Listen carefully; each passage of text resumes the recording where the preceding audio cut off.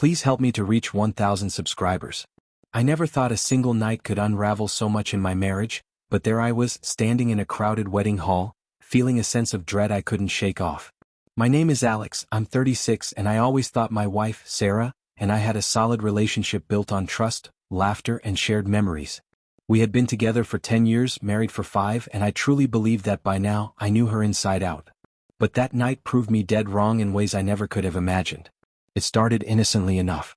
We were invited to our close friend Emily's wedding. A beautiful ceremony, perfect flowers, sparkling lights, and soft music floating through the air. I was genuinely happy for her, for the new beginnings, for the love in the room. Sarah seemed excited too, giddy as she twirled in her dress before we left, talking about how fun the reception would be. I should have sensed something off the moment we arrived. The groom's friends were gathered near the dance floor, and there he was, Mark, Sarah's male best friend for as long as I could remember. A good guy, harmless enough, someone I trusted, or so I thought. He grinned at us when we walked in, a friendly nod, and for a moment I felt at ease. Maybe too at ease.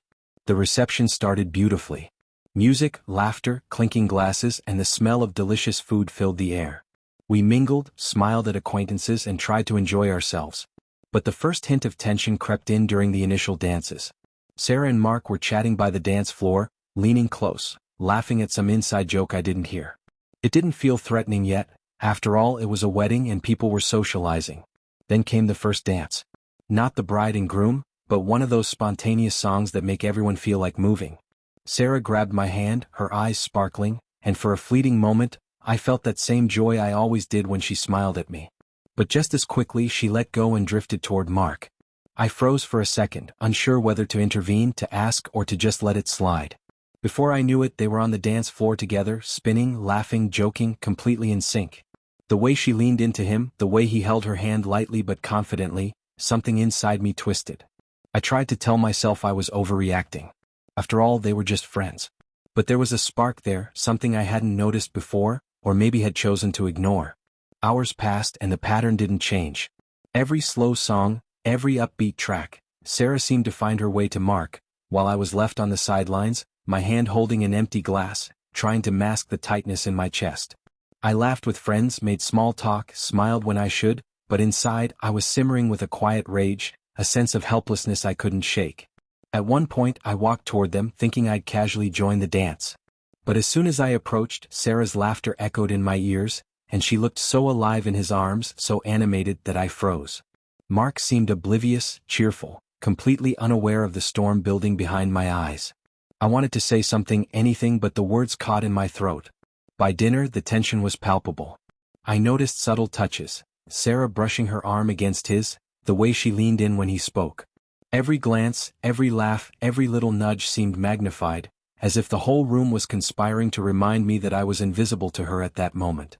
I tried to eat, to distract myself, to laugh at a joke someone made, but all I could focus on was them, spinning together on the dance floor like I didn't exist.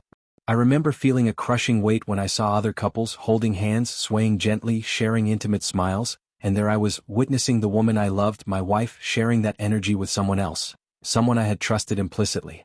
My mind raced. Was it just a dance? Was it innocent fun? Or had I underestimated the depth of their connection? When the music slowed and people paired off for slower, more intimate dances, Sarah didn't come to me. She was still with Mark, her laughter low and warm, her hand lightly pressed against his chest. I wanted to confront her right there in front of everyone, but something held me back. Maybe it was embarrassment, maybe pride, or maybe that small, lingering hope that she would remember I was there, waiting. Finally, I approached her after a particularly long song, and tried to pull her gently aside. "Sarah," I said, my voice steady though my stomach churned, "can we dance for a moment?" She smiled, nodded, but without hesitation she shook her head and said, "I promised Mark the next one." Her words, casual, almost dismissive, hit me like a cold wave. I nodded, forcing a smile, and turned away, my heart pounding, mind spinning. I watched them again, this time seeing things more clearly, the way she leaned her head against his shoulder, the way he laughed at jokes I wouldn't have understood, the shared glances, the ease between them that I had never seen between us. I spent the rest of the night in a haze, moving through the motions, watching her dance with him, feeling more and more like a spectator in my own life. People congratulated the newlyweds, asked us to pose for photos, but every picture she was in, he was there too. Every laugh she shared, every twirl, every playful push, he was the one she sought out. By the end of the evening, when the lights dimmed and guests began leaving, I felt a deep sense of betrayal, even though no words were exchanged. Sarah hugged the bride, thanked the groom, and then drifted toward Mark once more.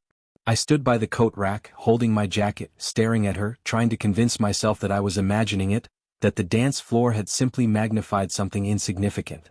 But as we walked out together, Mark joked about next week's game night, and Sarah laughed, leaning close to him in a way that made my chest tighten painfully. I wanted to speak, to grab her hand, to assert my presence, but I found myself silent, defeated in a way I hadn't anticipated. That night, driving home in the quiet of our car, I didn't know how to break the silence. My words felt heavy, my thoughts tangled. Sarah looked at me, smiling, unaware of the storm brewing behind my eyes. And in that moment, I realized that this night had changed something irreversibly. It wasn't just a dance. It wasn't just a flirtatious laugh or a friendly joke. It was a line crossed, one that made me question everything I thought I knew about us, about trust, and about the boundaries we had, or hadn't, established.